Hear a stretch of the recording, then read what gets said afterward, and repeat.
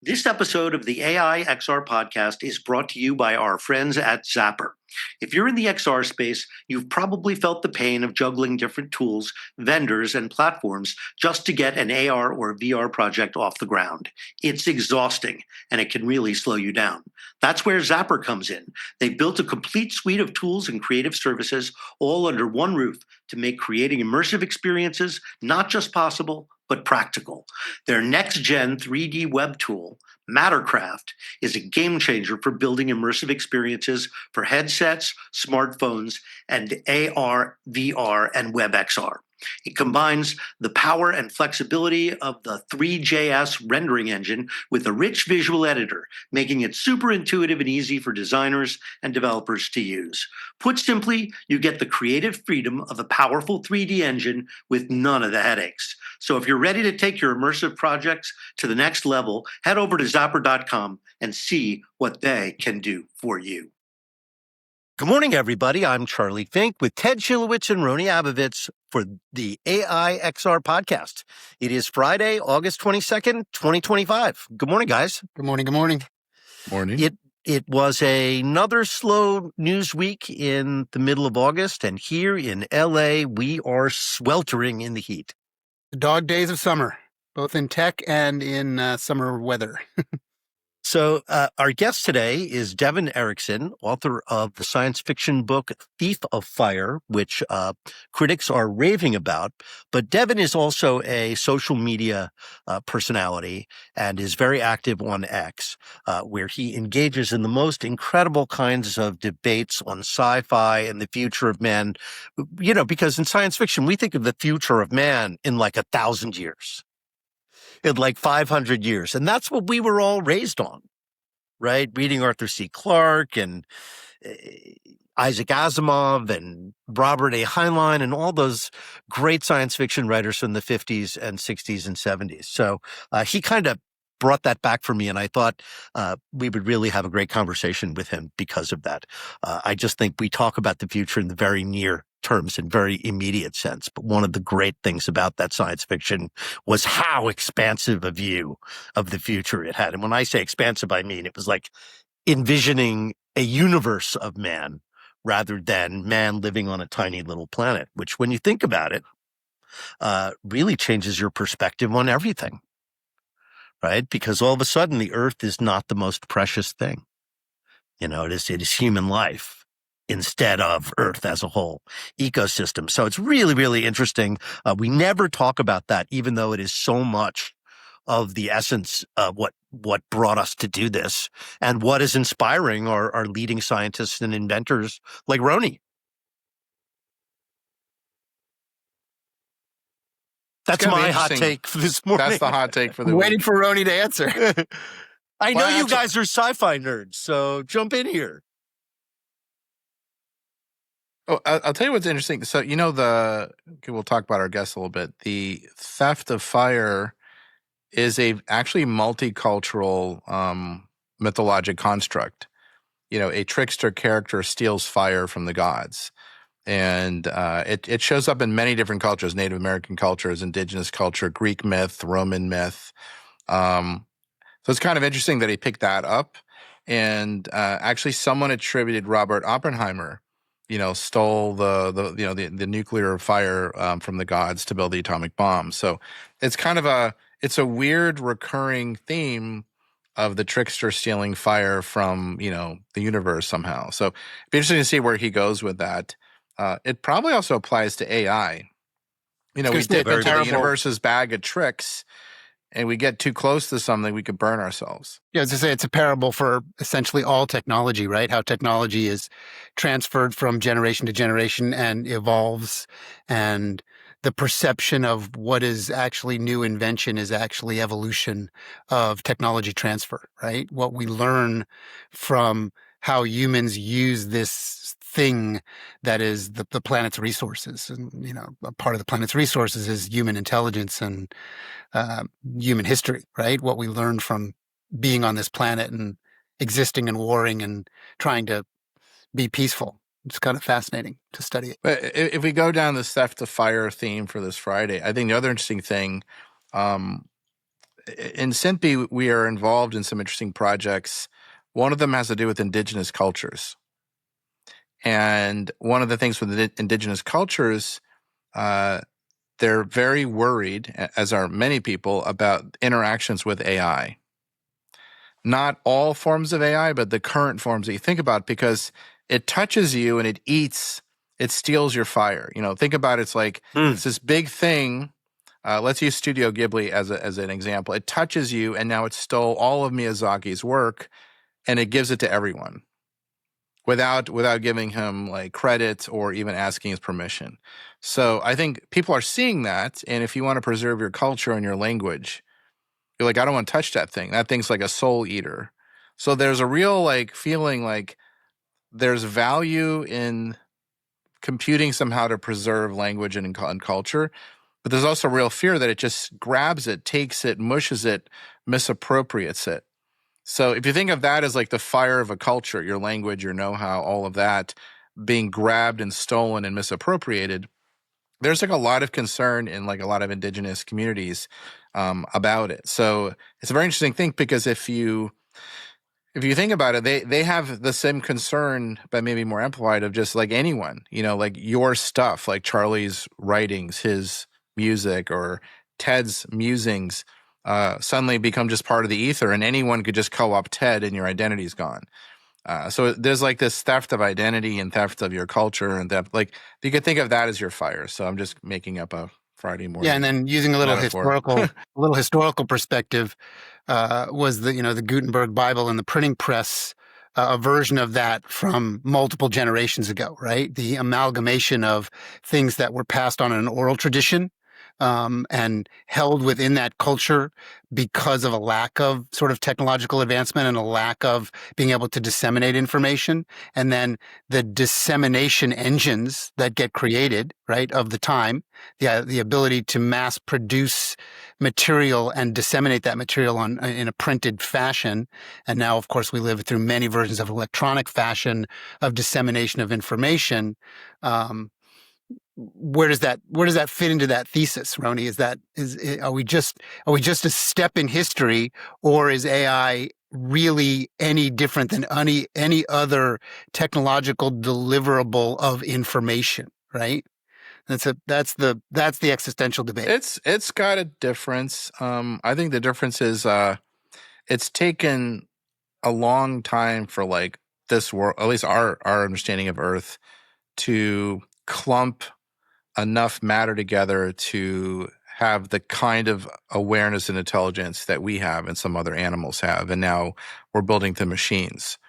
So it's kind of been rolling along. And there are folks who think that just intelligence, we're going a little bit abstract, Charlie, but because we have an author coming on. There are folks that think like intelligence is a property of the universe. Like physicists are discussing this, that it's not a human construct at all. We're arrogant if we think so. So if it's a property of the universe, it's like energy, matter, intelligence. And then in the right construct of matter and energy, intelligence appears. Or maybe higher order intelligence appears, like higher level energy, but it's always there. So it's actually not unnatural for non-human things to have intelligence and sentience. And if that's the case, that would be really an interesting kind of like, I think some people in this field, some people in my company and others, like actually think that way. That intelligence is just there, and then you organize it like you'd organize matter and energy in some particular form, and that maximizes its capability. So we just happen to be one arrangement of like atoms that creates a form of intelligence, but it's not the only one. Yeah, well, it leads into this interesting, somewhat professed thesis around the fact that humanity is actually living in a simulation, that what we call reality. Okay, you went there. All right, we're going there then. Okay, it's that Friday. But that's, that's where this leads, right? Is the idea of intelligence being an entity that lives and breathes and grows on its own.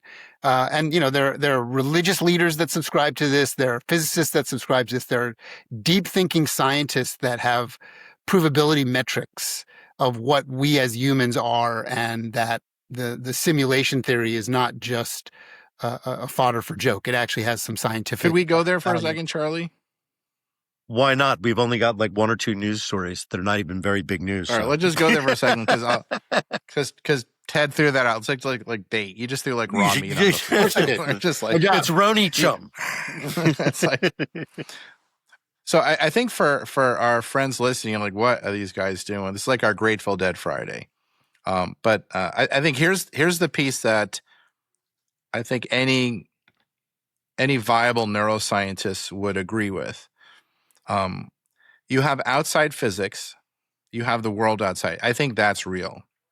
I do not think that's not real. So that has atoms and matter and all that stuff. There's like stuff outside of you. But then there's a latency between your body receiving signals. You're getting forces from the outside world. You're getting like photons hit your retina. And what is being simulated is in your visual cortex in your brain, you build a simulation model of the world. If you think about like a self-driving car, it has a model of the world that simulates its ability, like Waymo. It builds a 3D map. You see this with like, your Google Maps. There's a sim in you that allows you to make your way with limited information in the world. That doesn't mean the world is a sim. So I think the confusing part for people has been the fact that you make a simulation to better navigate and survive and make predictions about the world. Like we have to have these sims in order not to get eaten by lions, in order to manipulate stuff. And it takes all of our sensory input. We have a world model that we keep updating. And the nice thing about having a sim is that you don't have to like re-render everything all the time. So it's very efficient. It's in fact, that's like also Google called Maps chunking, is not re-rendered. Right? Yeah, that's also called chunking, right? So yes. Hey, I see Devon is here. So let's bring him into this heavy nerdy episode. This is heavy nerd episode, isn't it? Heavy nerd episode. But let's take a quick break while we bring him in for a word from our sponsor, Vitcher. The guest segment of the AI XR podcast is sponsored by the new Luma series of Vitcher XR glasses. Vitcher is the quiet giant of video smart glasses, preferred by gamers and #1 in U.S. sales. The expanded 52-degree field of view shows me a virtual 152-inch screen. For the best in mobile gaming and entertainment, go to luma.vitcher.com or Amazon and get yourself a pair. Is this Heavy Nerd Friday, Charlie? Devon Erikson, welcome to the podcast and Heavy Nerd Friday. Good to see you. Well, thank you for having me on. These are my colleagues, Ted and Rony. And before you jumped in, we started riffing on The Theft of Fire, which, of course, is the title of your new book. By the way, kudos on that. I've written 3 nonfiction books. I cannot even comprehend the mental exercise of actually writing a novel. So anybody who could do that is welcome on this podcast. Well, it's no one can tell you how to write. They can only tell you how they write. Writing is the process of getting your thoughts out of your head and into someone else's. So there's as many different processes as there are heads. And before anyone can write fiction, they kind of have to figure out theirs. I was reading your reviews on Amazon, and first of all, I mean, congrats. The book seems to have really taken off. And so for an independently published book, a science fiction novel, to capture the imagination of so many people is really rare. So congratulations. And again, the reviews on Amazon, for a while there, I was like, are these fake reviews? But there's so many of them, and some of them really get down with the book and want to talk to you about it. So I think that's the sign of a great book, right? When you close it, you want to be friends with the author. Yes. Writing is sort of a process of tying a rope to a bucket and dredging it through the bottom of your subconscious and then dumping it out on the table. So people do actually know a certain amount about you once they've read your fiction. Yeah, they know how you feel about certain things. So we always jump right ahead and into the middle of a conversation, particularly today, because we were having a conversation when you came in. We weren't really doing a news riff because there isn't a lot of news in the 3rd week of August. So maybe we could start with #1, talking a little bit about the topic of your science fiction novel, and so that hopefully some listeners will buy it. And the other thing is, how did you come to write a novel, right? What's your background? And yeah, hold the book up. It's funny. We're on Zoom, we're looking at each other, but 95% of the listeners are on audio only. Yes, there is a real paper version of the book with a cover and everything that Devon was just showing us. So let's start with the book itself, and then move on to your bio a little bit. Well, I wanted to talk about the future. I think that at a certain point, science fiction in the recent past kind of lost its way, and it stopped talking about all the cool things we were going to do in the future, all the cool things we were going to invent, how we were going to explore the universe, and it started talking about how we were going to be fighting off the zombies with a sharpened piece of rebar after the inevitable apocalypse. And I wasn't done with real science fiction yet. And, I wanted to be a science fiction writer when I was a kid. But when you're a kid, you need money. So I compromised and became an engineer. And then when I retired from software engineering, I said, I don't really need to make a lot of money if this doesn't work. So I can write the kind of science fiction I miss from the 80s and 90s.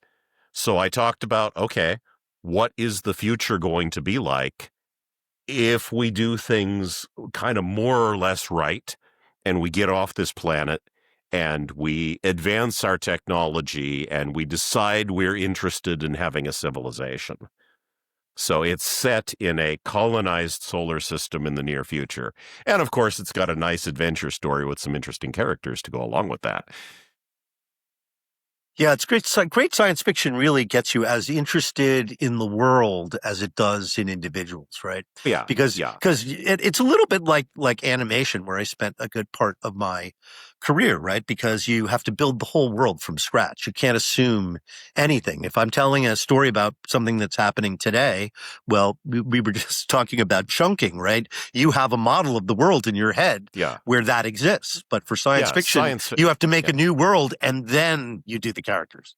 Yeah, science fiction is typically about 20,000 to 50,000 words longer than your contemporary novels, just because you have to put in so much extra work building the entire universe. And science fiction is really about the relationship between technology and people. Like, if we create this new technology, if we have these new things in the future, how do people relate to them? What do people do with them? How do they relate to each other in the presence of these things? What are we going to be like when space is no longer the exciting new possibility, but that big empty thing that waits outside your door to kill you, as my main character says at one point? What's it like to actually live there? And I grew up as the son of one of the lead engineers on the Voyager spacecraft project. So instead of the normal family photos hanging up around the family home, we had pictures of the outer planets that my father actually took. And I was always looking at those thinking, someday we're going to go out there. Someday we're going to go out there and we're going to see this with our own unassisted eyeballs. And then we're going to figure out what to do with all the stuff that's out there. And, a lot of cultural changes put that on pause for a while. But then, this autistic rocket nerd came along with lots of money, and now we're doing this again, and this is great. So the book is kind of, we're doing this again. Here's what the future looks like next century if we do it again. So, Devon, can I throw out 3 authors to get your take on them? Because your story and your path sounds similar to an author named Andy Weir, and an author named Daniel Suarez, which is maybe a little more obscure, but I'm curious if you know that author. Oh, yes, I know him. He beat me out for a Prometheus Award. Okay, so you know him well. And the third author I'd throw out, very popular author, Michael Crichton. They've all had interesting careers just like you, and then came to writing a version of synthesizing some of those career sort of points into their narrative and into their world. Any thoughts or comments on Andy Weir, Michael Crichton, and Daniel Suarez? Well, Andy Weir's The Martian is, of course, a modern classic, wonderful book, and a good movie. They actually did the book justice in the movie for once. And it's a very, very basic formula done very well. It's a guy has a set of problems and he solves them one by thinking very hard and being clever. And this is the kind of story that appeals to men because that's what men do. That's it's often linked to a stranded pirate or a Robin Crusoe story in a modern context. Yeah. It's deeply satisfying for a lot of readers to think about these problems and how they would solve them. And what would I do in this situation? Oh, that's a clever idea. I like imagining this. I like the mental challenge of it. The solve. Yeah. How do you solve the problem? It's sort of a competence porn. And I love competence porn. It's a very good way to describe it. Yeah. So, when we think about one of the things we were talking about earlier was this idea that, science fiction traditionally has looked at the distant future, like 1,000 years in the future. But, of course, here we are on Earth worried about short-term things like, is the United States going to be more authoritarian? Right? Forget about colonizing the universe. Are we going to get back to the moon?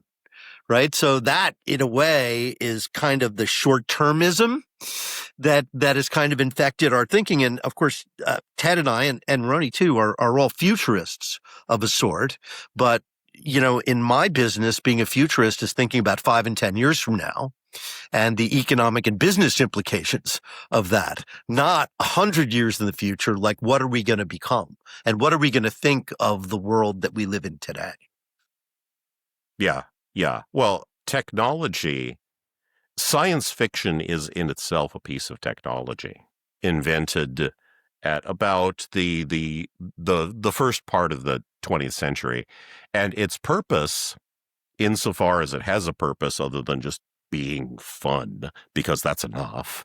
But if it has a purpose, then that purpose is probably to help us think about the implications of things before we do them.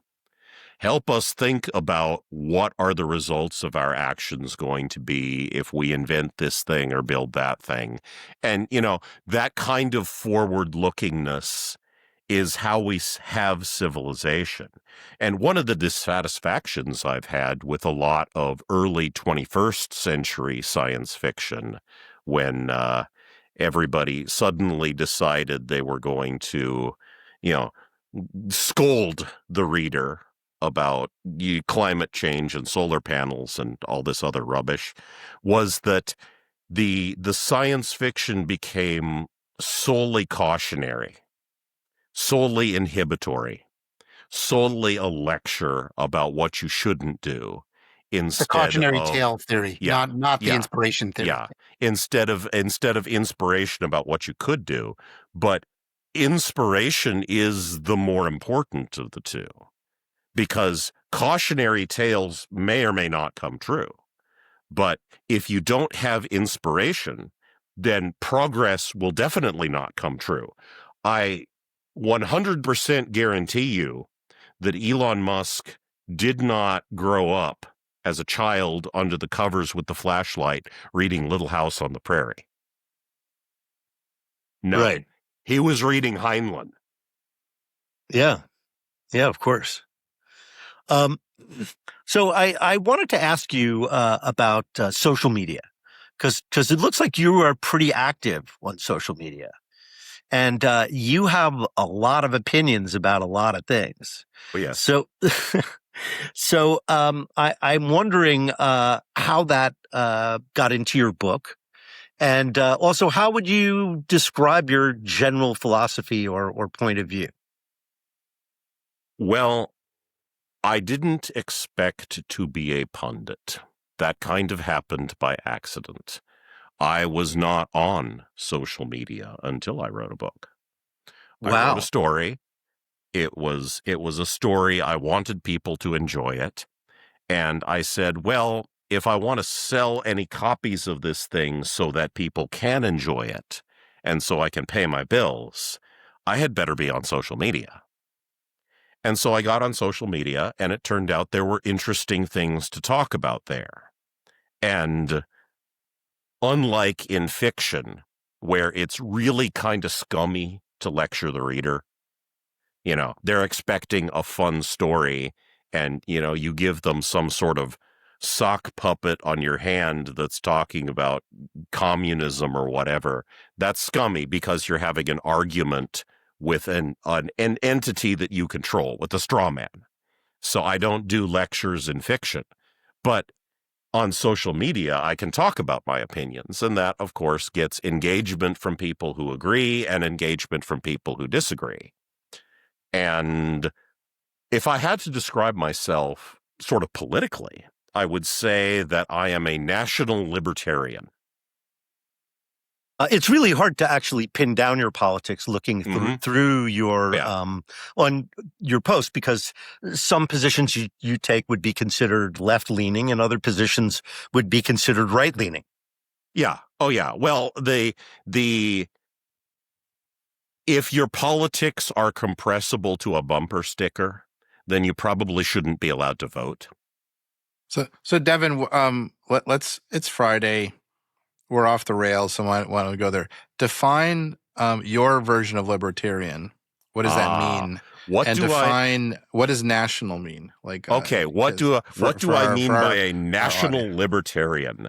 Okay, and define each one sepapply. Like, what is a libertarian, and then what makes it national? Okay, it's like a snow leopard. First of all, what's a leopard? Yeah. Well, I'm actually going to serve you up a little bit of clickbait here by saying that when I say I am a national libertarian, the national in national libertarian means the same thing as the national in national socialist.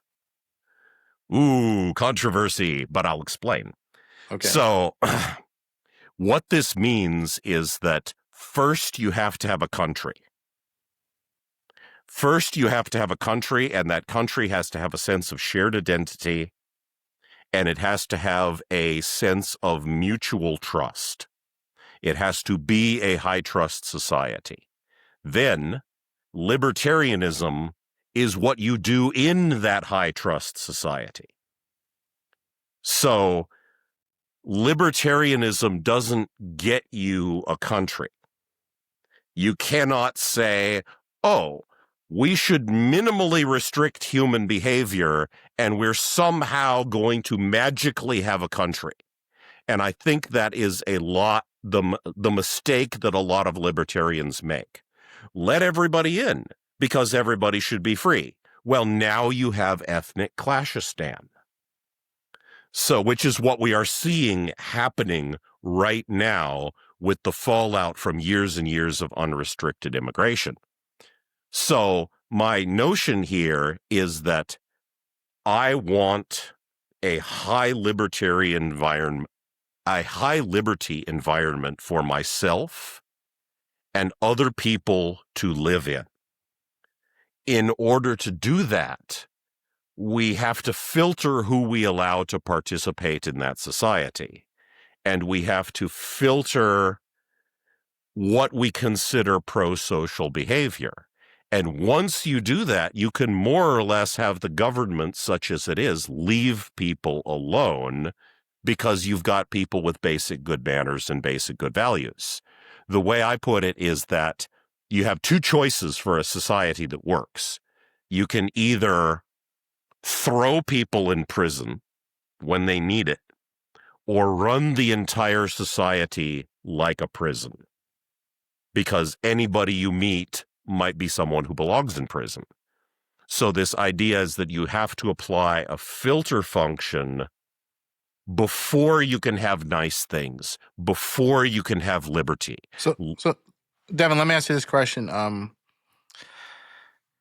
So you think about a shared identity. do you go back to, we have a Declaration of Independence, Constitution, a vision of what the country is, founding fathers, justice, liberty for all, and that if you abide by the Constitution, the meaning of the Declaration of Independence, and by the laws in the state, that's the shared value system? Or is it Okay. something different from that? Well, don't confuse the government with the nation. This is a problem that is, it's really very easy to fall into this error when you're thinking about America, because America has only had 2 federal governments, and the first one was only for about the first 13 years of its history. So people tend to think of the apparatus of state that we have today as being synonymous with the country, but that's not so. There was an America before there was a Constitution. There was an America before there was an American Revolution. It was a culture. And if you think about this for France or China, there is no legal continuity between Charles Martel throwing the Muslims out of France and Napoleon Bonaparte and the modern French government. There's no legal continuity at all. There's no chain of passing the baton. But France has remained France. France has a French identity that is wider and deeper and pre-exists any French government. And the same is true of China, and the same is true of America. Can I just throw something out there, though? And then Yeah. I know the guys want to jump in. Uh-huh. I think the difference between that and this country is this country was Native Americans before people immigrated here. And then people immigrated No, here it from wasn't. all over the world.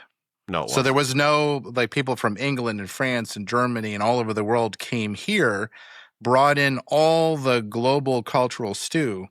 Before we arrived, there was an entirely different population. Now in China, they trace back thousands of years. The vast majority of people who call themselves Americans trace back to other countries, except for Native Americans who trace back here. We're a very weird place. We're totally different Yep. from the French and totally different from the Chinese. Chinese can claim history going back thousands and thousands of years in that continuity. We're a weird discontinuity where people escaped monarchs from Europe and all this oppression and said, we want to go somewhere else, like going to Mars and start a new place. So we are like the whole world blended together in a weird mix. That's what makes us really strange. That's American culture, is that you've got, as you and Rony were saying, in France, there is the French, and they, obviously transcend any temporal government organization, right? Whether, as you said, Napoleon or whether it was the monarchs or the Holy Roman Empire. But in America, we have people from all over, right, that were thrown together, many of us not voluntarily, right? And we have a fraught history of race in this country because of it. And again, not just race based on skin, but race based on religion, what country you were from, right? Italians versus, other Northern Europeans. So it's always been a bit of a mess in that regard. I also would say, by the way, Canada and South America also share this unique composition of being a society made up of mutts from all over the world, right? You go to Argentina or even Mexico, right? And you have Chinese Mexicans. We never think about that in the United States, but there's a huge Chinese culture in Central America, in many countries quite sizable. So it presents an interesting problem. And I think, Devon, you've put your finger right on it, right? How do we construct a society that solves that problem? Okay, well, you're It's a problem that characterizing this problem as unique, and it's not. So how so? Because we often hear people making these cavalier statements like America is a nation of immigrants and it is a hybrid culture. And this is sort of a recency bias, because if you take China or France or England and you go back far enough, you find a merging of compatible tribes. The English are Anglo-Saxons, right? Okay, that's two tribes, the Angles and the Saxons. And they became one tribe, because if you put two cultures in one place, they're either compatible or they're not. And then they do one of two things, both of which start with F. And very soon you have one culture. And one of them's fighting. Yes. And so this process is more recent for America and is still going on. And it is more settled for China. It is more settled for France. So people tend to think of this as unique to America.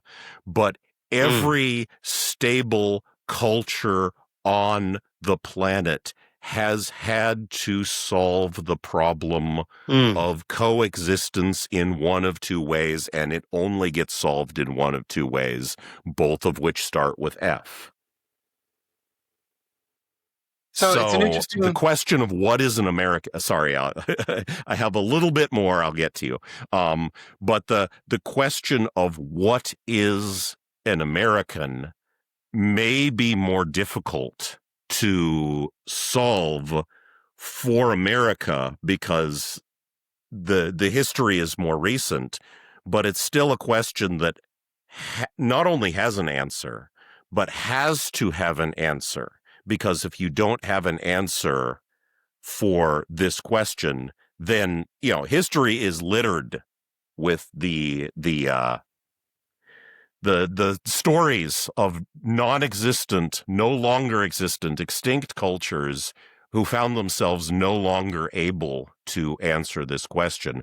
Rome, in the last analysis, fell because they forgot what it meant to be Roman.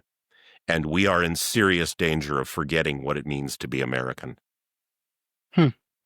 So it's an interesting, provocative area, right? And I think what I was going to ask, you started to touch on it when you started to talk about the fall of Rome, right? Is yes. The interesting, provocative sort of next question in this discussion, I think, is who gets to decide the scope of variance, right? The comfort with different forms of this person, this culture, this type of food, this type of lifestyle, this type of, everything about that human that exists in that culture. How homogenous does the culture need to be to succeed and create that version of libertarian, sort of nationalism that you're talking about, and how much variance is allowed, and who gets to decide? Is it only, from a warring culture, the one that fights the best gets to decide how much variance they allow? And then in a softer society, we say, well, we would like to have a number of different styles of humans in our society. It's what makes our society rich and interesting and comfortable. We get different kinds of food, different kinds of media, different kinds of movies, different kinds of books.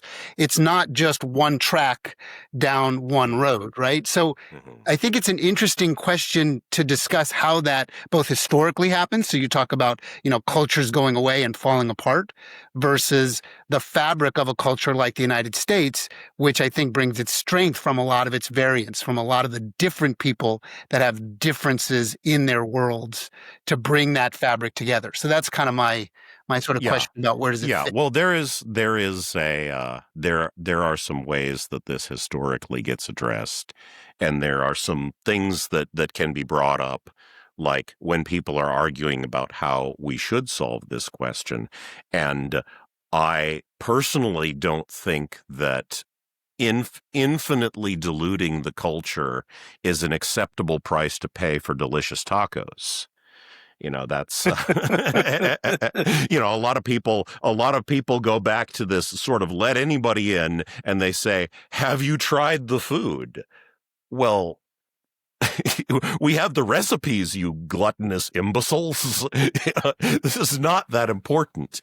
But the way to understand this is that historically, politics has always been a proxy for violence, because it is a way to settle things without violence.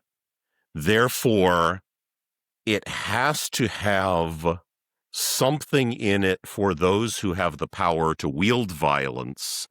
Otherwise, they're just going to go back to the violence. And what this means is that the technology of violence has determined the structure of societies. So, during the medieval era, your pinnacle of weapons technology, the way that you hold territory, the way that you resist invaders, the way that you make a peace, is that you have an armored knight on a trained warhorse charging with a lance. And this is very expensive, my friends, because those war horses have to be trained extensively for months and years. And typically, if things go badly, you can only use them once, because then they'll never charge a crowd again. And you have to have the armor, and the knight needs to train all the time, and he needs these servants. So you have this structure where only a few individuals are needed for the control of this military technology, basically the knights and some of their servants. So this means that for someone to stay in power, for the king to stay in power, he only needs a few people kept happy. He only needs to secure the consent of a few people. So that's have the a feudal monarchy. System. So you No, have that's feudalism. Exactly. The Japanese warlord with their samurai. Right? It's basically that. Exactly. And if we look at modern politics, the wider dispersion of power is not due to social progress. It's not because some philosopher stood up and said, "Oh, this is wrong." And everybody says, "Oh, well, we never thought of that." No, it's a consequence of technology. Somebody invented, well, not the firearm, because the firearm has existed in some form for thousands of years, but they invented rifling, which was where your armored knight could really now be defeated by a peasant with a tube. And when your armored knights can be defeated by peasants with tubes, you no longer have to structure the government to keep the armored knights happy. You now have to structure the government so that political power is spread more widely into the hands of all the peasants with tubes. I'm going to bring this all back to AI. Thank you. If you bring it to today, what can I interpret you're saying is the person that has the power controls AI systems, because then you can mass influence the largest number of people without using violence, but by using social media, social pressures, AI to control the economy, control work, to control what people are doing. And this is the proxy for violence. But also AI is the overdrive. It is the overmatch in the future between the United States, its allies, and its enemies. The country that has the most superior AI will outmaneuver, outperform, outdevelop the competition. So the knight on the horse today is AI. So that's the real battle, and it's kind of like you're saying that whoever has that decides if it's liberty or fascism, if it's freedom or do what I want. That's we could return to a feudal system, because today feudal lords run the largest AI companies. They act like samurai warlords.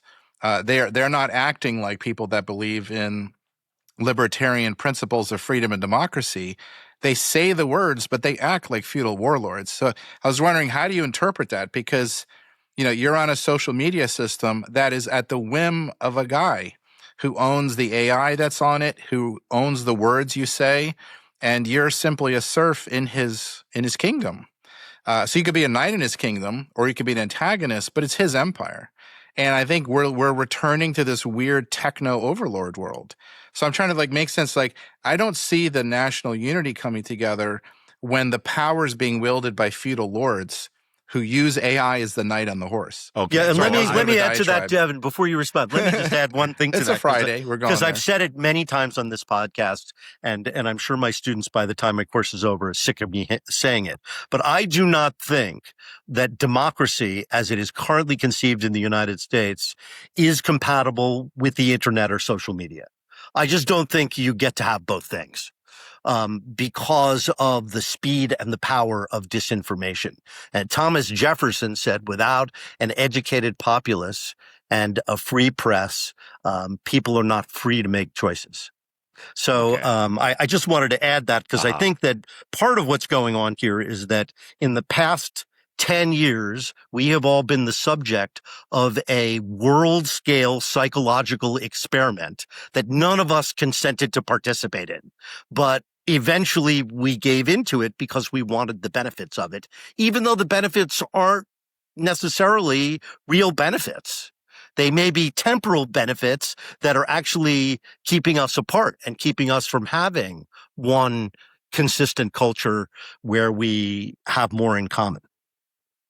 Okay, well, you've certainly given me a lot of directions that I can go in, but I know, and this but is supposed to be a tech podcast too. I don't know. I brought it back. I I had to bring it to AI. So Yeah, thank you. AI is the knight on the horse. I actually have. I was actually kind of going there. So the age of the armored knight is the age of force.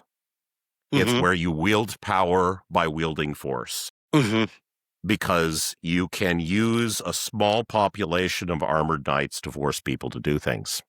So when you have your rifled tube technology, your peasant with a tube technology, you exit the age of force and you enter the age of manipulation, where you have to control the opinions of all the peasants with tubes. And this, Charlie, is where I think you are dead wrong, because you are characterizing disinformation as a recent history problem. Information is the characteristic of the 20th century, not the 21st, because the communications technology of the 20th century was one-to-many. So you have a radio network, you have a television network, you speak to the boxes in people's living rooms, and they passively listen. And people in this era did not worry about disinformation because everyone was telling the same story. The media, the media network owner, the people who run CNN, for example, speaking of disinformation, they are your equivalent of the medieval armored knight, because they are a small number of people who can get their story out when no one else can. And to maintain power over the peasants with tubes, you only need to keep this small number of people who own media empires happy, and they will get your consistent story out. So there was a consensus on the television news during the 20th century, but it was all whatever a small group of elites wanted it to be. So now, with the internet is a many-to-many communications medium. So you can spend a lot of money and you can get your story out on the internet, but so can everybody else. And so now we're hearing all the contradictory stories. Oh, there's a lot of just what you call disinformation and what I call bullshit out there. But it's not all the same bullshit. It's not homogenous bullshit. It's people arguing, and you can hear the different arguments, and you're hearing different cases. So you now actually have much more power to decide on your own, assuming that you have the mental capacity to do so, than you could before. So I think that we are exiting the era of disinformation and manipulation, and we are entering the era of persuasion, where you can't necessarily control people by lying to them, because somebody else on this same platform will call out the lie. So you have to contend not with your facts or fabrications of facts. You have to contend with your interpretations of facts, with your stories, with your worldview, with your model of what you want civilization to be. And this is where these people that you speak of as feudal warlords, because they own social media platforms, they're not actually as powerful as you think they are. Because all of the value in a social network resides in the members of the network, not the infrastructure of communication between them.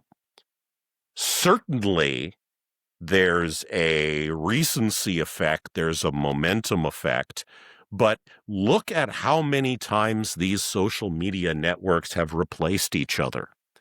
Remember MySpace? Remember LiveJournal? Remember Facebook? Apparently Facebook still technically exists. Remember how Reddit replaced Dig, and how Reddit in and of itself, because it decided to act like a feudal warlord and sort of ban or censor anyone who wasn't a communist, then Reddit became irrelevant.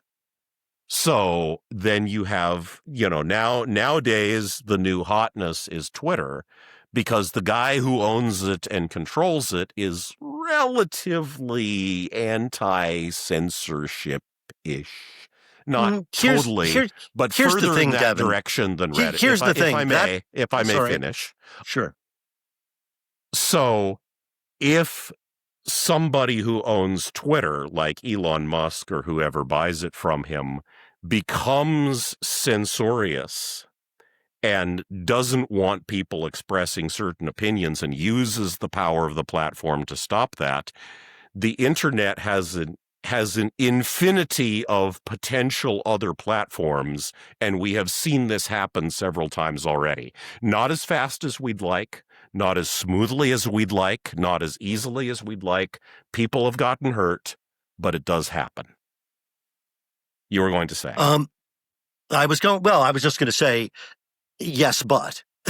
I don't disagree with anything that you're saying, but I do think that there is a danger of the platforms being manipulated so that certain opinions are disseminated and other ones are suppressed. Yes, absolutely. So the power is, yes, people can leave Twitter. No disagreement. You can just have Twitter. You can have Twitter, which seems to work, but is manipulated. That's all. Yeah. The reason this problem seems worse to us is actually because it's getting better. When it was really bad, when it was CBS, NBC, ABC, CNN, Fox, it didn't seem like a problem because we didn't even notice the dissent. Now we notice the controversy. The problem has become more obvious to us because it is getting better, not worse. I think your argument is really persuasive, I have to say. But I would also say that, to me, the American consensus was always around facts, right? We were the society that wasn't organized around religion. We're only organized around facts and science. And I think that was the consensus of America that is currently under assault from within. And whoever's fault that is, we could ascribe blame widely. You point to mainstream media, and maybe, yeah. I mean, Well, I would totally say thought also there's the way that science has become a religion. Science has divorced itself from facts and become a temple. Okay. This is, we're coming up on the hour. Devon's book, Thief of Fire, is Theft of available Fire. on Amazon. It is, yes, Theft of Fire. Sorry. Theft of Fire, available on Amazon. It's wildly popular. It's a great read. I encourage everybody to get it. Devon, a pleasure to have you on this show. We had a great conversation today. Well, We a never pleasure to meet go in all this. of you. Lots We of never fun. go in this direction. It was really refreshing. It's a bit perplexing to us because we are used to talking about technology and not, we try and avoid subjects about. Well, yes, but technology is the arrow of history. Everything is downstream from technology. Politics is downstream from technology. Yes. Social trends are downstream from technology. So when you talk about technology enough, sooner or later, you're going to hit on how it impacts those things. And then you're going to be starting to talk about peasants with tubes versus armored knights. I love that metaphor, and I love thinking of technology as the tip of the spear. Thank you again for coming. We'll see everybody back here next week. Thank you Bye. for having me on. Thanks, Devon.